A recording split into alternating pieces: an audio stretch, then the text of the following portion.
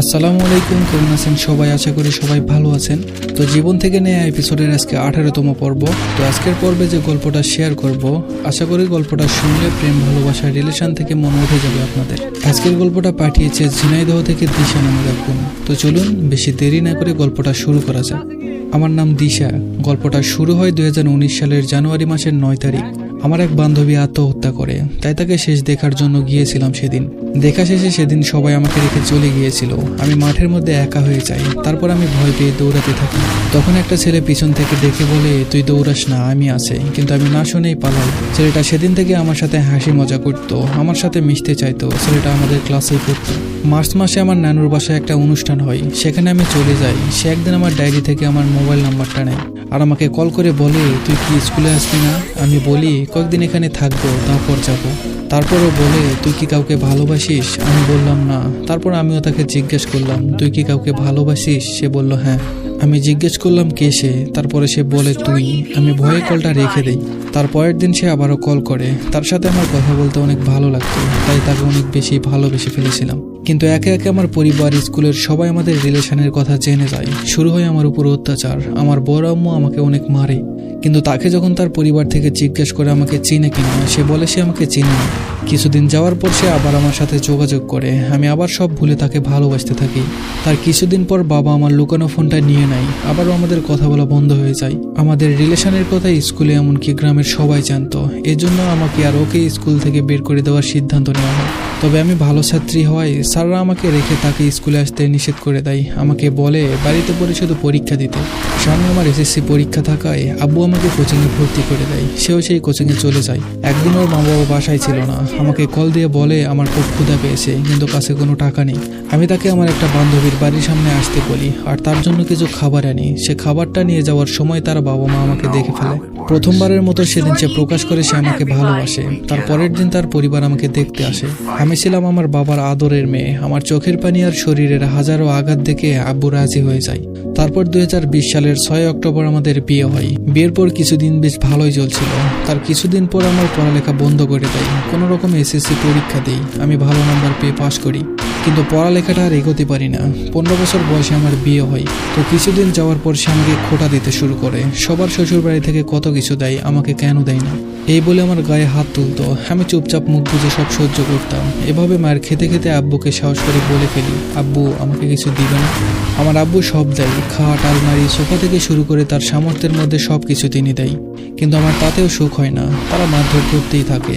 এবার তাদের একটা বাইক লাগবে, কিন্তু আমার বাবা অনেক অসুস্থ থাকায় সেটা দিতে পারে না। তার জন্য আমার অসুস্থ বাবাটাকেও আমাকে দেখতে দেয় না। এমনকি সে অন্য জায়গায় রিলেশনও করতো। আমি জিজ্ঞেস করলে আমাকে মারধর করতো। পুরো 2টা মাস আমার বাবা মার কারোর সাথে কথা বলতে দেয় না। পরে একদিন আমার আম্মু আমার শ্বশুরের ফোনে ফোন দেয় আমার সাথে একটু কথা বলার জন্য। কিন্তু আমার শাশুড়ি তার ছেলেকে কি যেন বলেছে, আমি জানি না। সে বাড়িতে এসে আমার চুল সামনে থেকে ধরে বুকে লাথি মারতে থাকে। আমাদের বাড়ির পাশে একটা কোচিং সেন্টার ছিল। সেখানে সবাই কান্নার আওয়াজ পেয়ে ছুটে আসে দেখতে। দেখে রক্তাক্ত অবস্থায় আমি মাটিতে পড়ে আছি। আমার জ্ঞান ছিল না। জ্ঞান ফিরলে দেখি তার বোনের ঘরে আছি। সে এর আগে অনেক মারতো আমাকে, তবে সেদিন তাকে আজরাইল রূপে দেখেছিলাম। পরের দিন আমার নাক মুখ দিয়ে রক্ত বের হতে থাকে। তাদের হাজার অনুরোধ করার পরেও তারা হাসপাতালে নিয়ে যায় না।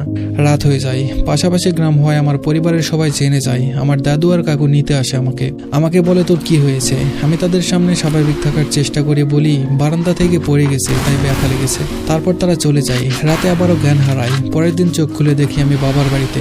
আম্মু আর দাদিরা নাকি আমাকে নিয়ে এসেছে। তারপর আমাকে হসপিটালে ভর্তি করা হয়। 5 দিন ভর্তি থাকি। নাক মুখ দিয়ে রক্ত বের হওয়ার কারণে বুকে রক্ত জমাট বেঁধে গেছে।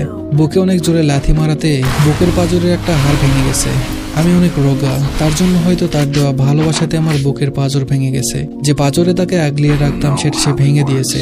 আমি হসপিটালে থাকাকালীন একদিনও সে আমাকে দেখতে আসেনি। আমার বাবা মা নরম মনের মানুষ ছিল, তাই তাদেরকে কিছু বলেনি। তারপর দীর্ঘ 1 বছর কেটে যায়। সে কখনো আর আমার খোঁজ নেয় না। এতে সমাজের মানুষ সালিশ ডাকে। তারা চেষ্টা করে আমাকে দোষ দেবার, কিন্তু তারা ব্যর্থ হয়। কারণ কখনো আমার দোষ ছিল না। তাদের আত্মীয়রাও তাদের দোষ দেয়। অবশেষে 2023 সালের 5 অক্টোবর আমাদের ডিভোর্স হয়ে যায়। আমি তার কাছে একটা টাকাও দাবি করিনি। খালি হাতে তাকে মাফ করে চলে আসি। আসার সময় তার দেওয়া নাকফুলটা তার মা খুলে নেয়। সেদিন আমি শুধু ভেবেছিলাম কাদের এত আপন ভেবেছিলাম, কাদের জন্য এত কষ্ট করেছি। এতদিনের সংসারে সে এবং তার পরিবারের কারো কাছ থেকে বিন্দুমাত্র বিন্দুমাত্র ভালোবাসা পাইনি। তারা বিভিন্নভাবে অপবাদ দেওয়ার চেষ্টা করেছিল, কিন্তু আমি মোবাইল ব্যবহার করতাম না, দরকার ছাড়া বাইরে বের হতাম না। তার জন্য কোনো অপবাদই তারা আমাকে দিতে পারেনি। তাদের আর্থিক অবস্থা ভালো ছিল না, তাই কখনো তাকে কোনো কিছুর জন্য আবদার করিনি। সে যেমন রেখেছে তেমনই থেকেছি। আমি খুব সুন্দরী না হলেও মোটামুটি সব দিক থেকেই পারফেক্ট ছিলাম, কিন্তু অবহেলা, আঘাতের যন্ত্রণাতে আমার জীবন্ত লাশের মতো অবস্থা হয়ে গিয়েছিল। তারপরে একটা ছেলের সাথে আব্বু আম্মু বিয়ে ঠিক করে। ছেলেটা খুব ভালো, খুব খেয়াল রাখে আমাকে এক প্রকার রানী বানিয়ে রাখে। সে আমার জীবনের সব গল্প জানে।